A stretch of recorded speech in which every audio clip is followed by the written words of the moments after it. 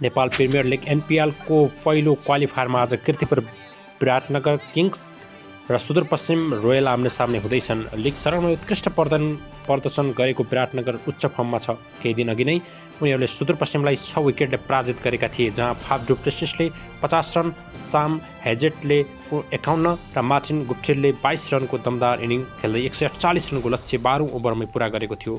सुदूरपश्चिम तर्फबाट दमदार खेलाडीको रूपमा आज मैदानमा प्रस्तुत हुनेछन्। दुवै टोलीको प्रमुख खेलाडीको उत्कृष्ट अवस्थामै छन्। विराटनगरतर्फ डुप्लेसिस, गुप्टिल र हेजेटले सन्दीप लामिछानेले गेम चेन्जर मानिएका छन्। उता सुदूरपश्चिमले आरिफ, इसान, बाबर हैज र अविनाश बोहरामाथि भरोसा गर्नेछ। कीर्तिपुरमा हल्का ओसको सम्भावनाले आजको टस अत्यन्तै निर्णायक बन्नेछ।